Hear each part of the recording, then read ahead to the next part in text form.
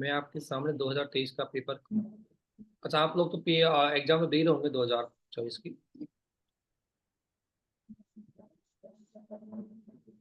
तो 2023 का paper C set का डेफिनेटली है, टफ था कंपेरेटिव प्रीवियस ईयर से, और काफी टफ था। देखने को मिलेगा आपको कुछ क्वेश्चनों में इतना ज्यादा सोचने के लिए आपको मजबूर होना पड़ेगा, और उतना एग्जाम हॉल में हम नहीं सोच पाते।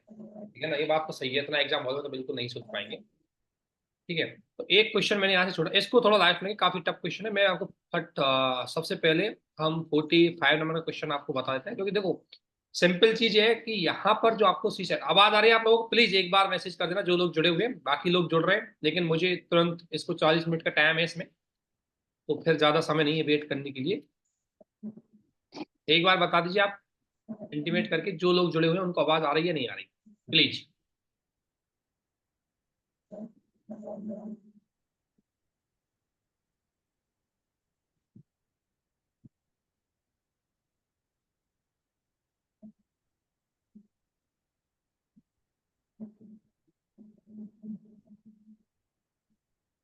तो इसमें अगर आप देखोगे एक बार, है ना, ठीक है। अब मैं स्टार्ट करता हूँ आपके सामने। 45 नंबर का क्वेश्चन है। देखो देखने में थोड़ा सच में टफ है, अच्छा क्वेश्चन नहीं है, मतलब काफी अच्छा खासा क्वेश्चन है। देखो यहाँ पर हमारा उद्देश्य ये है कि जब आपने ये क्वेश्चन का अगर एक क्वेश्चन कर लिया, तो इस प्रकार का मतलब एक मेथड, ये पैटर्न है, अपने आप में एक पैटर्न है कि अगर ऐसा क्वेश्चन कभी भी आपके समक्ष आए तो आपको कैसे अटेंड करना। जब भी हो सकता है संख्या बदल जाए, कुछ भी बदल जाए, लेकिन क्वेश्चन आपके सामने ऐसा है। ये कह रहा है कि ऐसे कितने धन पूर्णांक है जिनसे 1186 को विभाजित करने पर शेषफल 31 आता है। मतलब कितने ऐसे धन पूर्णांक है जिनका भाग देने पर 31 शेषफल आए। तो सबसे पहले किस संख्या में? 1186। तो आपको पता है अगर शेषफल 31 आ रहा है तो पूरा पूरा भाग देने वाली संख्या कैसे निकालेंगे हम? भाई एक 1186 में, अगर हम, मैं बात करूं 1186 में अगर 31 शेषफल में घटा दूंगा, 31 शेषफल घटा दूंगा तो कितना बचेगा? क्योंकि शेषफल है, इसका मतलब ये इसमें भाग देने के बाद जो शेष बच रहा है, तो पूरा पूरा भाग देने वाली संख्या निकाल लूंगा मैं। तो सबसे पहला आपको संख्या निकाले जिसमें आपको फुल फ्लैश भाग चला जाए, फुल वो विभाजित हो जाए। जैसे अगर इसमें शेषफल को हटा दूंगा तो 5, और ये कितना हो जाएगा आपका? 5, और ये कितना है? तो 1155 वो संख्या होगी जिसमें आपका पूरा पूरा भाग जाए, क्योंकि 31 शेषफल मैंने हटा दिया। अब आपको ये देखना है 1155 में ऐसे कितने धन पूर्णांक है जिनका पूरा पूरा भाग जाएगा। तो अब आपको सबसे पहले इसे खंड करके देख लो, तभी पता लगेगा किस किस का जा सकता है। सबसे पहले करो 1155 में। अब मैंने आपको ऑलरेडी बताया हुआ है कि देखो आपको विभाजकता के रूल पता होना चाहिए कि एक का विभाजन किस में होगा, दो का किस में भाग जाएगा, तीन का किस में जाएगा, चार का किस में जाएगा, पांच का किस में जाएगा, सात का किस में जाएगा, 13 का किस में जाएगा, 11 का किस में जाएगा, 25 का किस में जाएगा। ये आपको ऑलरेडी पता होना चाहिए, इसके रूल ऑलरेडी हमने बता रखे हैं, है ना। तो इसके बारे में आप सभी जानते हैं कि जो विभाजकता नंबर सिस्टम का एक इंपॉर्टेंट टॉपिक होता है विभाजकता, उससे संबंधित क्वेश्चन आपसे पता है बहुत ज्यादा पूछे जाते हैं यूपीएससी में। नंबर सिस्टम के कम से कम अगर देखोगे तो 20 क्वेश्चन मैथ में थे 2023 के पेपर, ये भी नंबर सिस्टम का ही क्वेश्चन है। अब आप सिंपल से 1155 को डिवाइड करके देखो, एक का भाग नहीं जाएगा इसमें, एक का जाता है, दो का नहीं जाएगा क्योंकि वैसे समय, तीन का देख के देखो, तीन का भाग का रूल क्या है? दी गई संख्या के अंकों के योग में यदि तीन का भाग जाता है तो पूरी संख्या से तीन का भाग जाएगा। देखो 5 और 5 10, 11 और 12, 12 में तीन का भाग दूंगा डेफिनेटली पूरा जाएगा। तो तीन का देख लीजिए, तीन का मैंने गया 3 बार, बचा 2, 8 बार, तीन अंटे कितना होता है? 2 25 हो गया, और जो मैंने दिया 8 या 24 हो गया, और फिर कितना बचा मेरे पास? एक 15, 385 बार गया नहीं गया। इसके बाद 5 का देख लीजिए, क्योंकि अगर इकाई का अंक 5 है तो डेफिनेटली 5 का भाग जाएगा। एक 3 हो गया, एक 5 हो गया, तो 5 का देखेंगे कितना हो जाएगा दोस्त? ये 5 7 35, और 5 7 35। फिर 7 का देखेंगे तो 11, फिर 11 का देखेंगे 1। अर्थात इसके विभाजन किया मैंने, खंडन किया, कितना आया? जो खंड है इसके कितने आए? 3 5 7 और 11, ये इसके खंड है। अब आपको देखो, एक आप नॉर्मली क्या सोचोगे अगर आपसे कोई पूछेगा भाई कितने धन पूर्णांक है, अगर आप एक चीज सोचोगे डायरेक्टली क्या सोचोगे? कई बार हम गलती कैसे कर देते हैं इस क्वेश्चन में कि 3 से भी जा रहा है, 5 से भी जा रहा है, 7 से भी जा रहा है, 11 से भी जा रहा है, तो चार संख्या थी, हुई गई। ठीक है। तो आपको ऐसे इस तरीके से नहीं निकालना, ध्यान रखना। इसमें सबसे पहला काम आपको ये करना है कि इनकी विभाजकता के खंडन करना है। खंडन कर लिया मैंने, तो 1155 का मैंने खंडन किया, तो 3 5 7 और 11।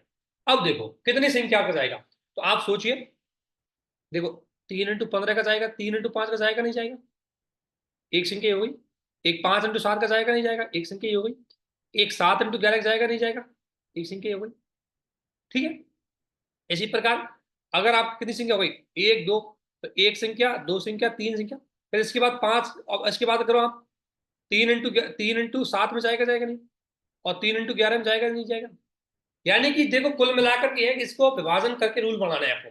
देखो एक बार तो मैं 3 का 5 से गुणा कर लूंगा, एक बार 3 का 7 से गुणा कर लूंगा, एक बार 3 का 11 से गुणा कर लूंगा। यानी कि कुल मिलाकर के अगर हम बात करें, कुल मिलाकर के बात करें तो इसके ये निकालने, मुझे मुझे सिर्फ ये निकालना है किस किस का भाग इसमें जाएगा। तो वो संख्या निकाली। अब संख्या तो याद होगी नहीं आपसे, तो संख्या क्या करना है, सबसे पहले उस संख्या को तोड़ना है। मैंने तोड़ लिया, 3 5 7 और क्या है, तो मुझे देखना है कितने धन पूर्णांक को जाएगा। तो मैंने क्या किया, इनमें ग्रुप बनाया। देखो 3 और 5 में जाएगा, 3 और 5 कितना हो जाएगा, 15। 5 × 7 का भी जाएगा। एक बात ध्यान रखना, अगर किसी संख्या में जितने खंडों का भाग जाता है उनके गुणाओं का भी भाग उसमें पूरा पूरा जाएगा। यदि 3 का जा रहा है, 5 का जा रहा है, 7 का जा रहा है, 11 का जा रहा है, तो 3 × 5 का भी जाएगा, 5 × 7 का भी जाएगा, 11, मतलब इनका सभी का आपस में गुणा है, उसका पूरा पूरा भाग इस 1155 में जाएगा। तो आपके पास कितने खंड हो जाएंगे, 1 2 3 4 5। इसके बाद 7 का करो। देखो आपने दो दो के हिसाब से किए, पहले दो संख्या ले लेकर ये मैंने गुणा किया। अब आप करो क्या, 3 × 5 कर लिया, 5 × 7 कर लिया, 7 × 11। इसके बाद 3 × 7 कर लिया, 3 × 11। अब मैं 5 का करूंगा, तो देखो 5 × 11, 6 हो गए टोटल नहीं हुए। इसके बाद 3 3 का जोड़ा लेके चलो, 3 × 5 × 7 करेंगे, एक संख्या हो जाएगी, एक संख्या हो जाएगी। 3 × 7 × 11 करेंगे, एक ही हो जाएगी। ठीक है, और एक क्या हो जाएगी आपकी, 5 × 7 × 11। यानी कि पहले दो दो के जोड़े बनाओ, फिर 3 3 के बनाओ। इसका मतलब टोटल इन संख्याओं से पूरा पूरा विभाजित जाएगा। तो कितनी संख्या हो गई, 1 2 3 4 5 6 7 8 और 9। तो टोटल कितनी संख्या विभाजित होंगी, 9। तो आपका आंसर क्या आ गया, डी। मेरा कहने का मतलब, जब भी ऐसा क्वेश्चन आए, देखो टाइम टेकिंग क्वेश्चन है, ये आपसे समय लेगा। अगर किसी दोस्त के समझ में नहीं आया प्लीज मुझे बता दीजिए, मैं इसको दोबारा बता दूंगा। लेकिन ये क्वेश्चन समय लेगा, लेकिन एक मेथड फिक्स हो गया कि अगर आपसे किसी के विभाजन का रूल पूछा है तो मुझे क्या मेथड अपनाना है, मुझे क्या पैटर्न अपनाना है, वो आपको सीखना है। यहाँ ये क्वेश्चन तो आएगा नहीं सेम टू सेम, आपको पैटर्न सीखना है। तो मैंने क्या किया कि सबसे पहले शेषफल को घटा दिया। शेषफल के बाद जो 1155 आया उसके मैंने खंड कर दिए, और खंडन के मैंने जोड़े बना दिए।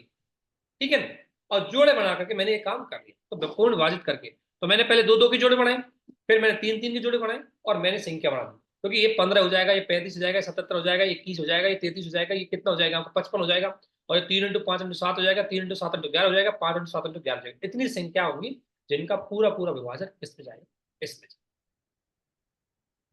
ठीक है, और मुझे 1155 का भाग तो देना ही नहीं इसमें, तो 1155 का एक का भाग तो देना नहीं, वो माने नहीं जाएंगे। तो 1155 खुद में तो ऑलरेडी विभाजित होती है। ठीक है, 46 नंबर का अभी और रखो, काफी अच्छा क्वेश्चन है, लॉन्ग क्वेश्चन है, टफ क्वेश्चन है, मैं इसको अच्छे से बताऊंगा आपको, इसको और रखो। ठीक है ना, उसके बाद 47 मैंने बता दिया था कल वीडियो में, 48 बता दिया। अब आता है 49 नंबर का क्वेश्चन, 14। यहां तक कोई डाउट है प्लीज अगर बता दीजिए, अगर किसी को कुछ भी समझ में नहीं आया हो तो प्लीज बता दीजिए।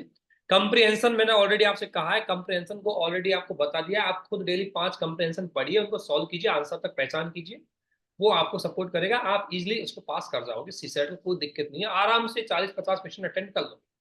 अब देखो 49, देखो देख के आप सिंपल से जानते हो, अगर यदि आज रविवार है तो ठीक ठीक 10 की पावर 10वां दिन कौन सा बार हो, 10 की पावर 10वां दिन कौन सा बार होगा, ये क्वेश्चन है आपका।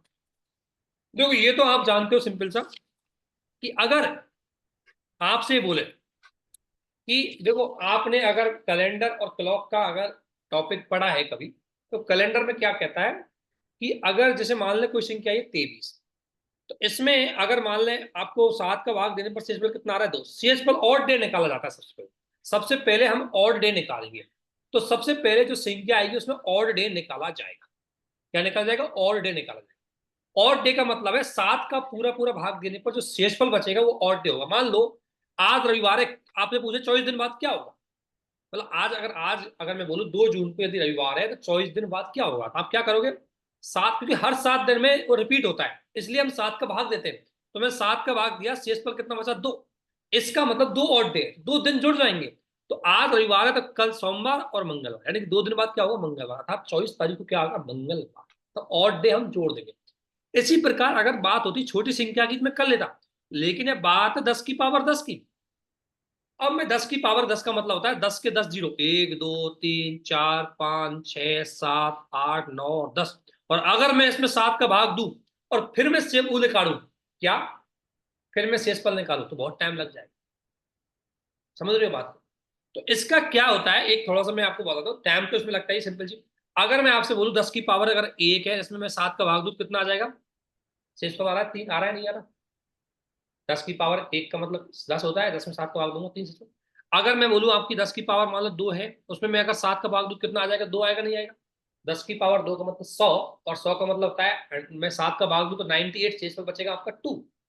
अगर मैं आपसे बोलूं 10 की पावर अगर 3 में 7 का भाग दूं कितना हो जाएगा? 1000, है ना? 10 की पावर अगर 3 में मैं भाग दूं 1000, तो इसमें शेषफल आएगा कितना? 6 दोस्तों। इसी प्रकार अगर मैं बोलूंगा आपको 10 की पावर 4 में अगर 7 का भाग दूं तो इसका मतलब 10,000। 10,000 में यदि 7 का भाग दूंगा मैं, तो 10,000 में 7 का भाग दूंगा, शेषफल आएगा कितना? 4। मैं इसका बता रहा हूँ, एक ट्रेंड बता रहा हूँ, अभी एक रिपीट होता है ट्रेंड, ये रिपीट होता है, आपको लंबे समय तक भाग देने की जरूरत नहीं है, ट्रेंड रिपीट होगा। 10 की पावर 4 के बाद आता है 10 की पावर 5 में अगर मैं दोस्तों 7 का भाग दूं तो हमेशा शेषफल आएगा कितना आपका? 5। ठीक है ना? शेषफल आएगा 5। इसके बाद मैं बोलूं अगर कि 10 की पावर अगर 6 करें, अगर बोले कि 10 की पावर 6 का भाग दे, तो सिंपल सा अब दोबारा आपका वही रिपीट होता है। सिंपल सा अगर बात करें 10 की पावर 6, तो 10 की पावर 6 का मतलब कितना हो जाएगा दोस्तों? 10 की पावर 6, तो इसमें एक रिपीट ट्रेंड चलता है, 5 के बाद दोबारा रिपीट होगा। जो मैंने 10 की पावर 1 में लगाया ना शेषफल, वही 10 की पावर 6 में लगेगा शेषफल। इसी प्रकार 10 की पावर में अगर 7 में जो शेषफल लगाऊंगा 10 की पावर 2 का शेषफल होगा। अगर 10 की पावर में 9 में लगाऊंगा तो 10 की पावर 3 का होगा। ठीक है? और 10 की पावर 10 का लगाऊंगा वो शेषफल 10 की पावर 4 का होगा। तो 5 के बाद रिपीट होता है शेषफल। समझ लो, 10 की पावर में 5 के बाद रिपीट होगा, इसका मतलब 10 की पावर 10 में मैं भाग दूंगा तो कौन सा आएगा? ये वाला आएगा, ये 4 वाला। ठीक है ना? तो किस सिंपल सी बात है, ये क्या होगा? 4। तो 10 की पावर 4, ये वाला कितना शेषफल आता है? 4। इसको क्या करेंगे, मैं शेषफल आएगा कितना? 4। 4 का 7 में भाग दूंगा मैं दोस्तों, तो 4 का 7 में भाग दो 4 बचेगा। अब 4 दिन जोड़ लीजिए, रविवार के 4 दिन क्या होते हैं? सोमवार, मंगलवार, बुधवार और बृहस्पतिवार। तो क्या आएगा 10 की पावर 10वें दिन? बृहस्पतिवार आएगा। तो ये एक पैटर्न है। अब ये देखो क्वेश्चन इतना आसान नहीं था, मैं बताता हूँ, है ना? अगर मान लो जब भी आपके सामने ऐसा क्वेश्चन आए, जब भी आपके समझ ऐसा क्वेश्चन आए तो एक बात ध्यान रखना, अगर छोटी घात है तो भाग देके चेक कर लो, और अगर बड़ी घात है तो उसका कोई ना कोई लॉजिक जरूर है। इस पहली बार में अगर आपको उसका लॉजिक पता है तो कर लेना, नहीं लॉजिक पता है तो उसको स्किप कर। ठीक है? 50 नंबर का क्वेश्चन देखिए। ये क्वेश्चन यूपीएससी हर बार पूछती है, लेकिन और बार क्वेश्चन क्या होता था कि छोटा होता था और आसान होता था। इस बार क्वेश्चन को बढ़ा दो। ये कह रहा है, ध्यान से पढ़िए, 50 नंबर का क्वेश्चन।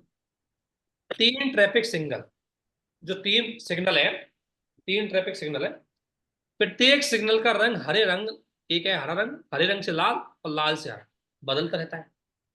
हरे से लाल रंग बदलने में पहले सिग्नल पर, मतलब 3 सिग्नल बताता है, एक सिग्नल यहाँ है, एक सिग्नल यहाँ, एक सिग्नल या रेड और आपको पता है ग्रीन रहता है।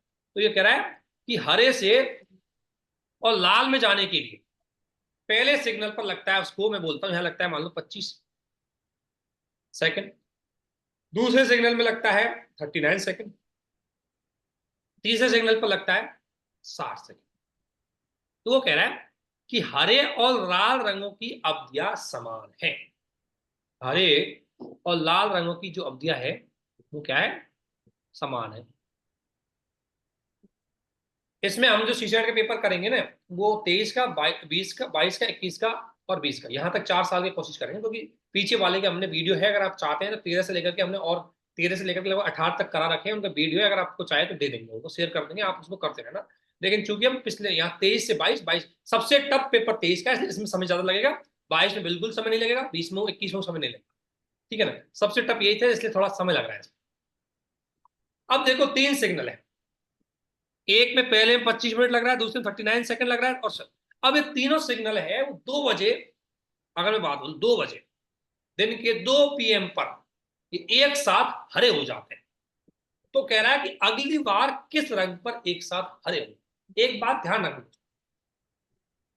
ठीक है ना?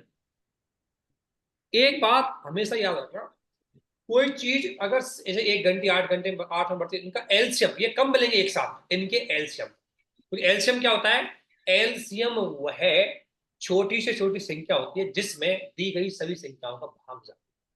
तो अब ये एक साथ कब मिलेंगे, जब इनका, जैसे मान लो मैं बोलूं 8, कोई संख्या 8 से भी जाती हो, 12 से भी जाती हो, 24 से जाती हो, तो इन तीनों संख्याओं को किसमें भाग जाएगा, तो वो उनका एलसीएम होगा। तो तीनों एक साथ कब मिलेंगी, जब उनका एलसीएम पे मिलेंगी। इसी प्रकार से हम जो घंटी कलर लाइट एक साथ कब मिलेंगी, एक साथ जब इनका एलसीएम निकलेगा। लेकिन इसमें एक चीज ध्यान रखना थोड़ा सा, इसमें एक चीज है कि हरे से लाल और लाल से हरे में उसको, तो वो कह रहा है हरे से लाल रंग बदलने में उसको 25 सेकंड लगता है, तो जो हरे तक आने के लिए उसको 25 सेकंड और लगेगा, तो हर उस पर डबल टाइम लगेगा उसको, हमें निकालना है हरे का, इसलिए तो डबल टाइम लगेगा। तो इसको मैं कर दूंगा 50, इसको कर दूंगा मैं 78, और इसको कर दूंगा दोस्तों 120।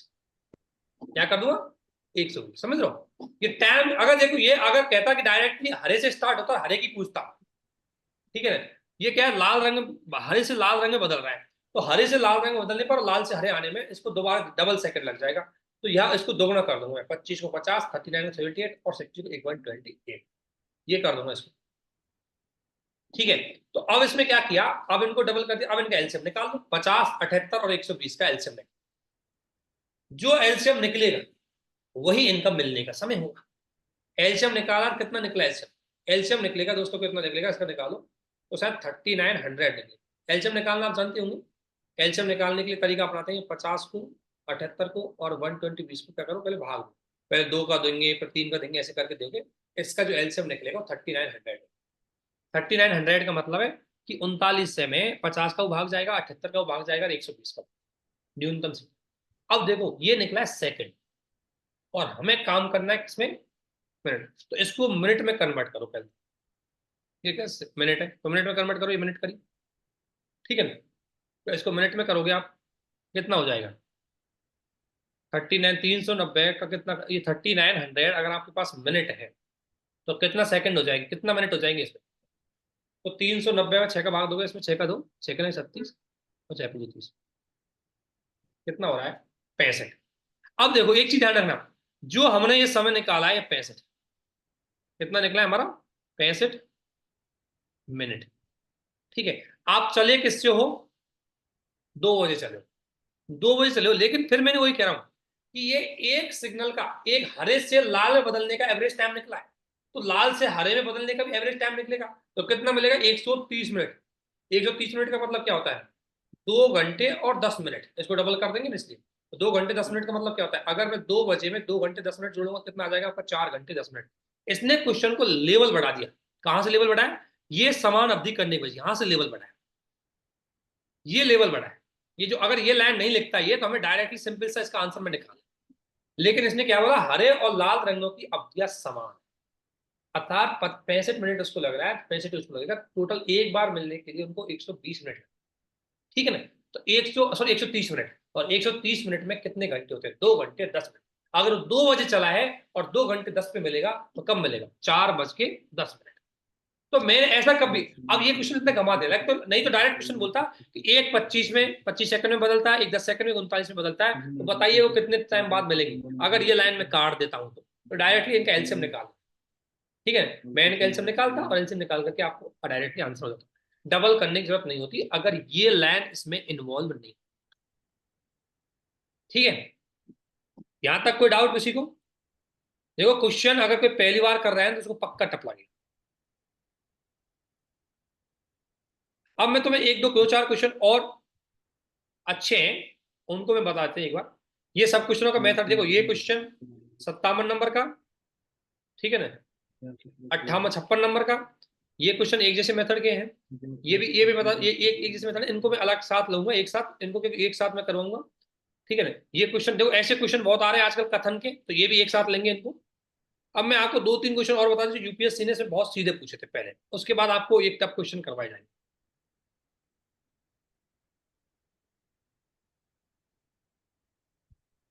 जैसे ये मैं यहां से ले लेता हूँ, थोड़ा सा क्वेश्चन तो सभी टफ है लेकिन ये यहां से लेता हूँ। आजकल यूपीएससी ऐसे क्वेश्चन बहुत पूछ रहा है कि 77वां और 78वां देखिए, ठीक है ना।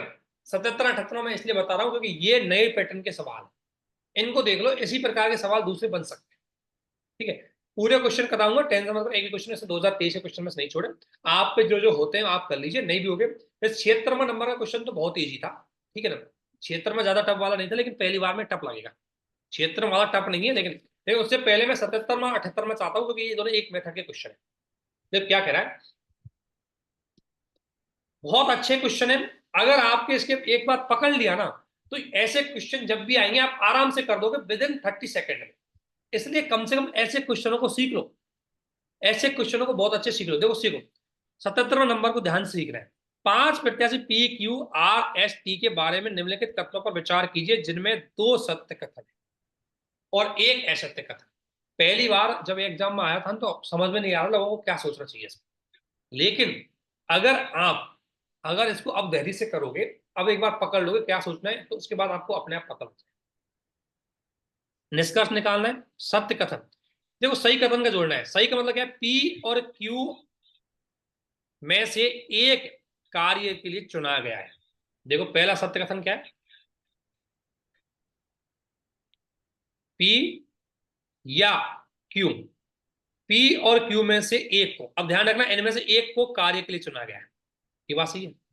तो इसमें आपको पता है कि एक को कार्य के लिए चुना गया है, तो या तो पी को चुना गया होगा या क्यू को चुना गया होगा। तो सत्य हो सकता है पी को चुना गया होगा, सत्य हो सकता है क्यू को भी चुना गया होगा। ठीक है। अगर क्यू को चुना गया है तो पी को नहीं चुना गया होगा। ये बात सही है या नहीं है? तो ये सत्य है। अगर पी को चुना गया है तो क्यू को नहीं चुना होगा, दोनों में से एक को चुना गया है। पहले स्टेट, ये बात सत्य है। निष्कर्ष इसी आधार पर निकालने दोस्तों। समझ लो पहले सत्य क्या है, पी को चुना गया होगा या क्यू को, दोनों में से एक को। ध्यान रखना पी और क्यू में से किसी एक को चुना गया है, दोनों को नहीं, किसी एक कार्य के लिए चुना गया। दूसरा कथन, असत्य कथन क्या है, आर और एस में से कम एक कार्य के लिए चुने गए। देखो आर और एस, इसमें से कम एक कार्य के लिए चुने गए, तो ये तो असत्य है। तो सत्य इसका उल्टा होगा। सत्य क्या होगा, आर और एस में से कम एक भी कार्य के लिए नहीं चुना गया होगा। ऐसे निष्कर्ष निकालता होता है। आर और एस में से कम अगर एक कार्य के लिए चुना गया, ये कथन अगर एक्स सत्य है तो इसका उल्टा सत्य होगा। क्या कर दो उल्टा, आर और एस में से कम किसी को भी एक कार्य के लिए नहीं चुना गया होगा, नहीं चुना गया, नहीं। ध्यान रखना, इसलिए ये पहली बार अगर एग्जाम हॉल में आएंगे ना, कोई नहीं कर पा। अब आप इसको पकड़ लोगे, आप इजिली इसको करोगे, और दो क्वेश्चन या तीन क्वेश्चन पक्के मिलेंगे इस बार, यदि यूपीएससी ने टफ पेपर बनाया।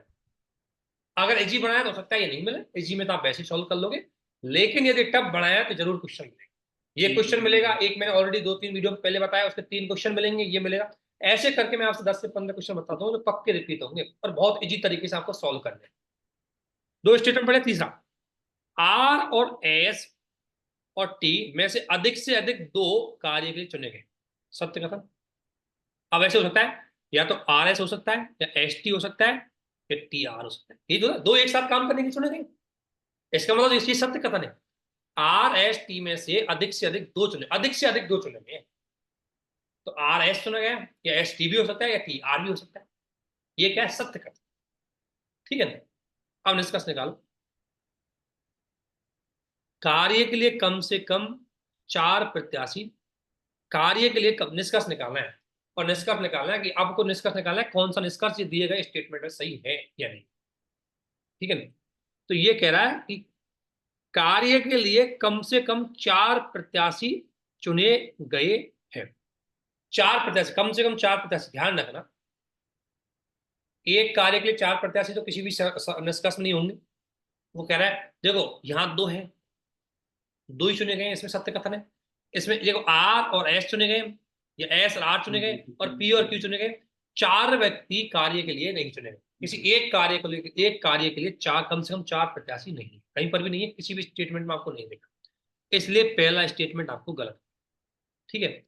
और अगला कह रहा है एस को कार्य के लिए चुना गया है, तो देखो, देखो ये क्या कहा, अच्छा असत्य कथन क्या है। देखो यहां तो एस अकेला काम के लिए नहीं है, यहां भी एस अकेला काम के लिए नहीं है, यहां भी एस अकेला काम के लिए नहीं है। ठीक है। यहां भी ऐसा अकेला काम के लिए नहीं है, ये बात आपको पता है। अब दिक्कत क्या है, एक बार प्लीज बंद कीजिए इसको। जिसने ये किया, एक मिनट यार, इस किसने बना दी सेटिंग अलाउ।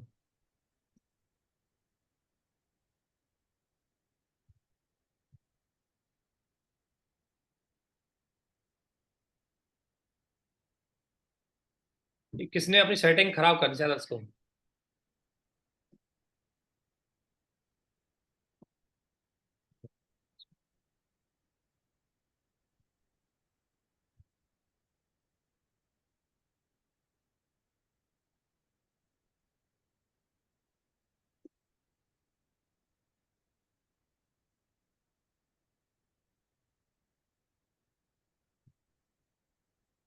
हाँ।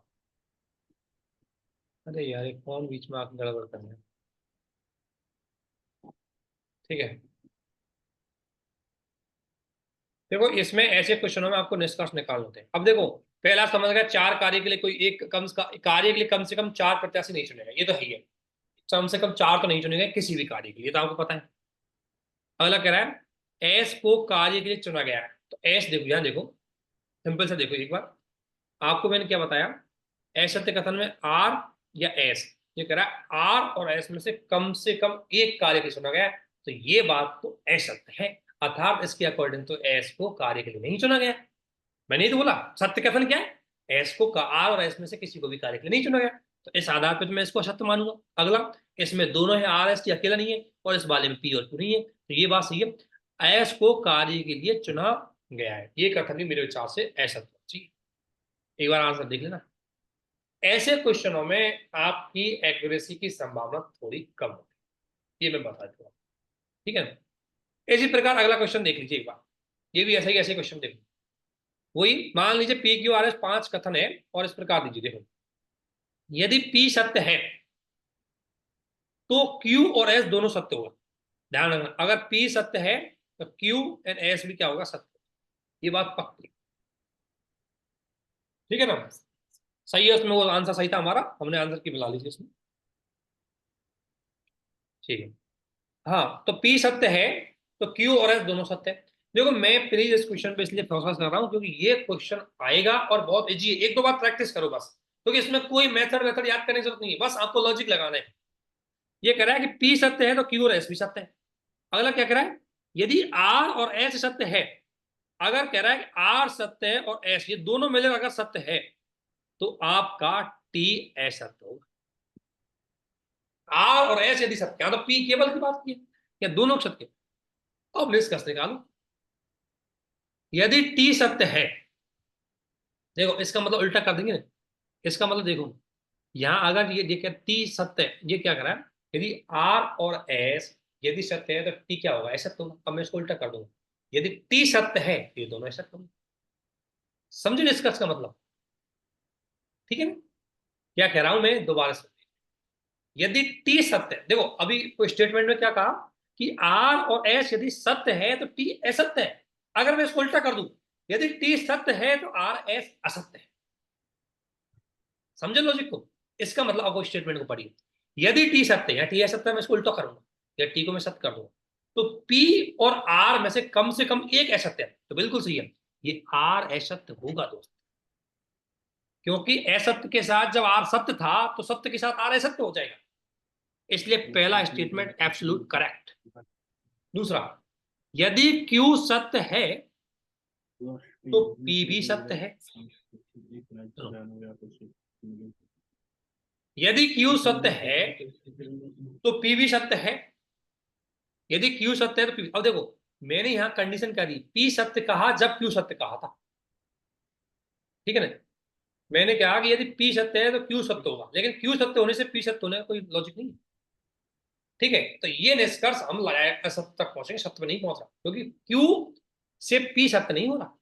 वो कह रहा है कि पी सत्य होने से क्यू और एस दोनों सत्य। घोषणा करते हैं कि लोगों को सम्मान तो इसमें अधिकार और आंसर आपका ये ऐसा तो हो उनके सकता है, तो सम्मान स्टेटमेंट पहला ये। बाहरी हस्तक्षेप के बिना अपने संप्रभुता और अंतरराष्ट्रीय राजनीतिक स्थिति को स्वतंत्र रूप से चुनने का अधिकार। ठीक है। कथन एक सही है, अगर स्वयं शासन करने और अपने भविष्य। ठीक है, तो यहां तक कोई समझ में आ गया, यहां तक क्वेश्चन? अगर इन दोनों क्वेश्चनों में कोई भी डाउट हो, इन दोनों क्वेश्चन, क्योंकि ये दो क्वेश्चन मेरी प्रायोरिटी में है, क्योंकि ये दो क्वेश्चन दोबारा रिपीट होंगे, इनमें अगर किसी प्रकार कोई डाउट हो तो प्लीज एक बार मुझसे उसको जरूर पूछना। ये क्वेश्चन बड़ा है, कल स्टार्टिंग में सबसे पहले इसी क्वेश्चन को करवाएंगे, कल के वीडियो में बहुत बड़ा क्वेश्चन है, मैं इसको अच्छे से समझाना चाहता हूँ इसलिए। ठीक है, अब देखो एक सिंपल एक क्वेश्चन और सिंपल सवाल ले लेते हो बस। क्योंकि समय थोड़ा कम है इसलिए। ये क्वेश्चन है, देखो ये क्वेश्चन 80 नंबर का क्वेश्चन, 80 नंबर का क्वेश्चन है ये। देखो यूपीएससी ने जबरदस्ती करी है इस क्वेश्चन के साथ, मतलब आपको ना टाइम वेस्ट करने के लिए इस क्वेश्चन को दिया गया था। ये बहुत बड़ा क्वेश्चन है। देखो ये क्या कर रहा है, देखो I M C O M P R E H E N S I B I N I T I E S. क्या इनकम्प्रिहेंसिबिलिटी कि ये अक्षरों को वर्णमाला के प्रतिलोम में, यानी कि वर्णमाला का स्टार्टिंग लोम क्या होता है एबीसीडी, लेकिन प्रतिलोम क्या होगा जेड, मतलब सबसे बड़ा से छोटा। तो प्रतिलोम क्रम में आपको जमाना है, वर्णमाला के प्रतिलोम क्रम में उसमें जमाना है आपको। प्रतिलोम क्रम का मतलब सबसे बड़ा वाला पहले आएगा। तो इसमें सबसे बड़ा वाला का I M C P R, सबसे बड़ा लास्ट में क्या है टी। अब इसको इसी क्रम में जमाओ, टी सबसे लास्ट में आएगा, मतलब टी आता है आपको पता है सबसे लास्ट, उल्टे चल रहे हैं हम, ठीक है। और एकदम ऐसा है, उसको उल्टे क्रम में लेते हैं। तो देखो टी करते हैं इसमें, तो सबसे पहले आ गया इसमें टी।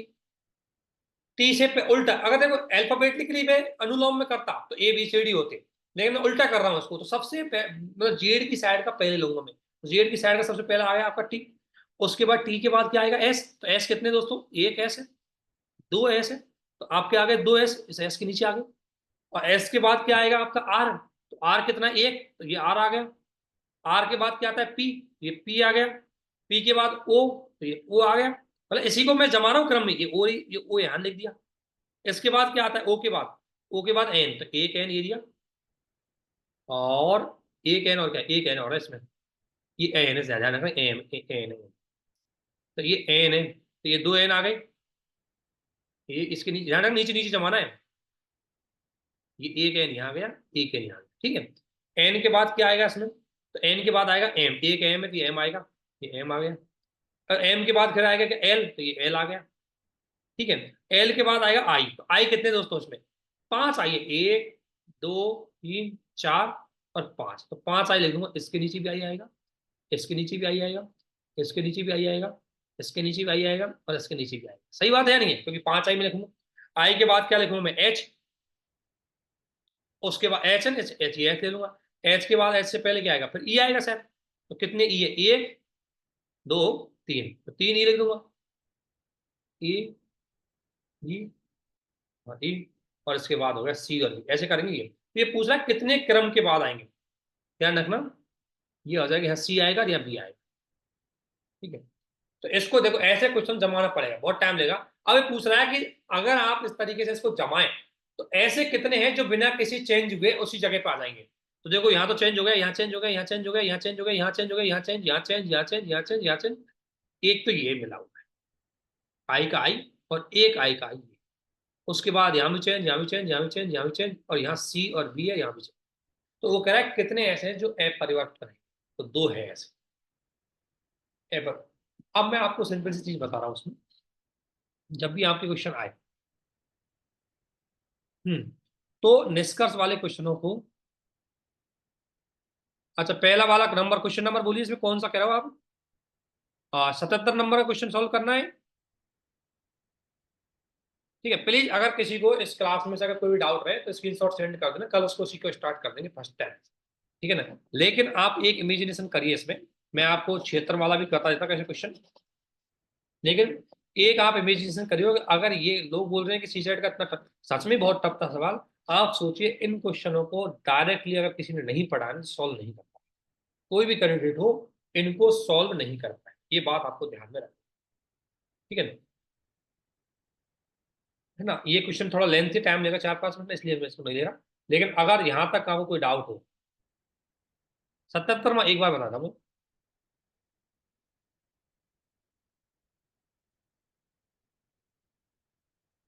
देखो 77 में क्या करा है, देखो निष्कर्ष निकालना है, क्या करा है 77 का, पी और क्यू में से एक कार्य को चुना गया, या तो सत्य क्या है पी चुना गया या क्यू चुना गया, दोनों एक साथ नहीं चुने गए। ऐसा क्या आर और एस दोनों में से कम एक कार्य के लिए चुना गया है। अब ये तो असत्य है, तो सत्य उल्टा हो जाएगा इसका, मतलब कोई भी नहीं चुना गया। तो यहां आप सत्य लिख सकते हो उल्टा करके कि आर और एस नहीं चुने गए किसी कार्य के लिए। अगला क्या कह रहा है, RST में से अधिक दो कार्य के लिए चुने गए। तो दो कार्य के चुने गए सत्य क्या हो जाएगा, RS चुने गए होंगे, या तो RS चुने गए होंगे, या ST चुने गए होंगे, ठीक है, या T और R चुने गए, ये होगा। अब देखो ये क्या कह रहा है कि पी, अब क्या कह रहा है, अगला डिस्कस, कार्य के लिए कम से कम 4 प्रत्याशी चुने गए। तो भाई R और S तो चुने ही नहीं गए, और टोटल प्रत्याशी आपके 5 हैं, तो 4 तो हो ही नहीं सकते, ठीक है, इसलिए पहला स्टेटमेंट रॉन्ग है। समझ गए। और एस को कार्य के लिए चुना गया, एस को तो मना है, एस को तो कार्य के लिए चुना ही नहीं गया, तो ये भी मना है, तो दोनों स्टेटमेंट आपके रॉन्ग होंगे, इसलिए आपके हुए डी, ठीक है ना, इसलिए आपका आंसर डी, उनको मना किया गया। तो ऐसे में आप सत्य सत्य में कन्वर्ट कर लो, इसमें ऐसे सत्य सत्य में इसको कन्वर्ट कर लो, सभी को सत्य सत्य में कन्वर्ट कर लो। ये कह रहा है टी यदि असत्य है, अगर मैं उल्टा कर दूंगा, यदि टी सत्य है तो आपको हमेशा ऐसे निष्कर्ष निकालने के लिए उल्टा करके चेक करना, ठीक है। तो आज के लिए इतना ही, और कल इसमें 2-5 क्वेश्चन और टफ है, जिनको मैं आपको स्टार्टिंग में बताऊंगा।